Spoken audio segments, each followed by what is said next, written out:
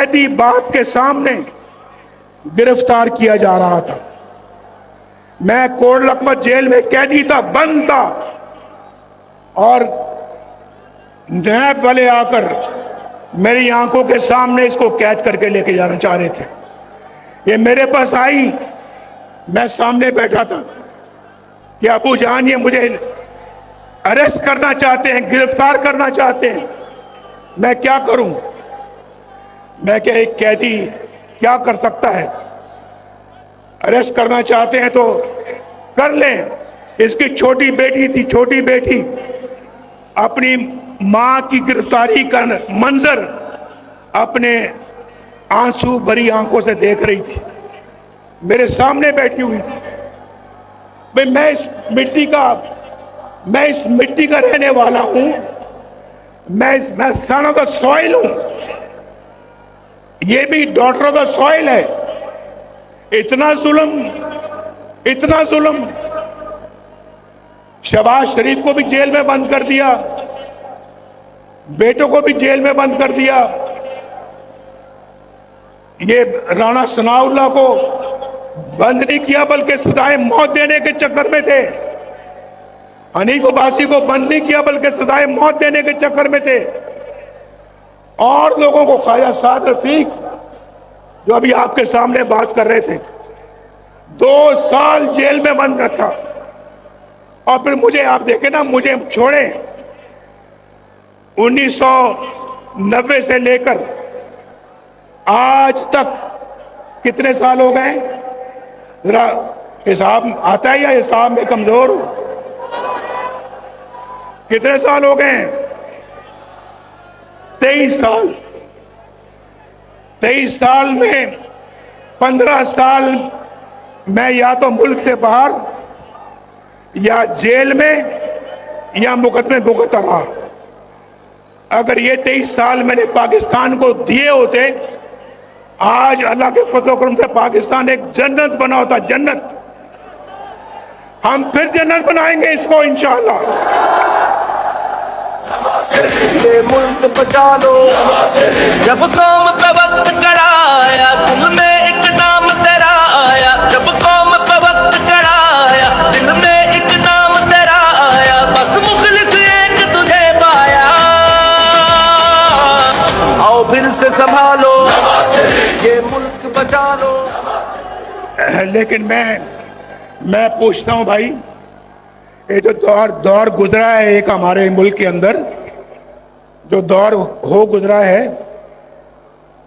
उस दौर का कोई एक कारनामा, कोई एक मंसूबा बता दो जो उस दौर ने बनाया हो, बताओ कोई। लेकिन अगर हमसे पूछते हो तो पूछो कि तामीर और तरक्की का कौन सा मंसूबा है, कौन सा काम है जो हमने नहीं किया? कौन सा काम है? हमसे पूछते हैं हमारा बयानिया क्या है। हमारा बयानिया पूछना है तो फिर ऑरेंज लाइन से पूछो जो शहबाज शरीफ ने बनाई यहां पे। कराची की ग्रीन लाइन से पूछो। हमारा बयानिया पूछना है तो मेट्रो बस से पूछो, एक शहर में नहीं कई शहरों में। पेशावर इस्लामाबाद मोटरवे से पूछो। हमारा बयानिया पूछना है तो फिर चाकी के एटमी धमाकों से पूछो। हमारा बयानिया पूछना है तो फिर रोटी की कीमत से पूछो, डॉलर के रेट से पूछो, गरीब के बिजली के बिलों से पूछो। हमारा बयानिया पूछना है तो फिर इखलाकियात से पूछो।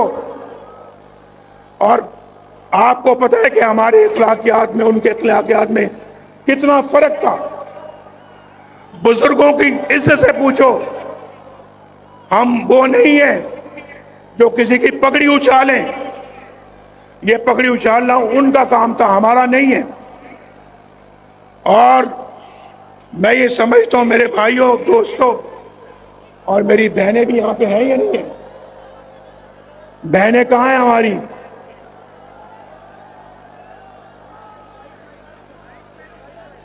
देखें, हमारी बहनें कितने आराम से जलसा सुन रही हैं, कितने आराम से जलसा सुन रही हैं। कोई ढोल की थाप पे नाच गाना यहां नहीं हो रहा।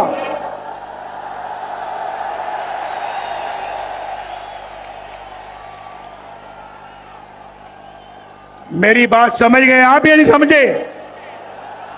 अगर समझे तो फिर जोरदार तरीके से जरा आवाज दो। ये अल्लाह के पसंद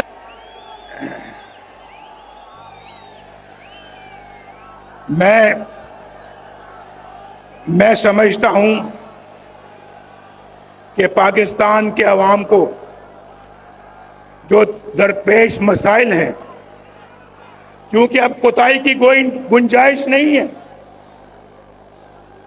गुंजाइश नहीं है कोताही की। पाकिस्तान के अवाम को जो दरपेश मसाइल हैं, उनके असबाब पे गौर करें और आइन की रूह के मुताबिक मुत्तहिद होकर मुस्तकबिल का प्लान बनाएं। हमारे आइन पर अमल दरामद करने वाले रियासती इदारे, जमातें और रियासत के सतूनों को मिलकर काम करना होगा। मिलकर कौन मेरे साथ मिलकर काम करना होगा। आप भी दुनिया में एक मुनफरिद मकाम हासिल करना चाहते हो या नहीं? हाथ खड़ा करके बताओ। दुनिया में मकाम हासिल करना चाहते हो? फिर सबको मिलकर काम करना होगा, मिलकर। उसका वाहिद हल यही है। मैं आपको पिछले 40 साल का निचोड़ बता रहा हूं, निचोड़। इसके बगैर ये मुल्क आगे नहीं बढ़ सकता, ये मुल्क आगे नहीं बढ़ेगा। और फिर आइन पर अमल दरामद करने के लिए सबको इकट्ठा होना पड़ेगा। वो बुनियादी मर्ज दूर करना पड़ेगा जिसकी वजह से मुल्क हादसे का बार बार शिकार हो जाता है। हमें एक नए सफर के आगाज की जरूरत है। नया सफर हमने शुरू करना है। आज आप दूर दूर से आए हैं मेरे साथ, ये तय करें, आप तय करें कि हम एक नया सफर का आगाज करेंगे, पूरे जोशो खरोश के साथ करेंगे। मैं 4 साल के बाद भी देखे मेरा जोशो खरोश मेरा ठंडा नहीं पड़ा, मेरा जज्बा मान नहीं पड़ा। मेरा जज्बा आज भी उतना ही जवान है जितना आपका जवान है। ये मुल्क बचा लो, जब कौम पे वक्त कराया, दिल में एक नाम तेरा आया। जब कौम पे वक्त कराया, दिल में एक नाम तेरा आया। बस मुखलिस एक तुझे पाया। आओ फिर से संभालो, ये मुल्क बचा लो। अल्लाह के फजल से, अल्लाह के करम से मुश्किल से निकालो।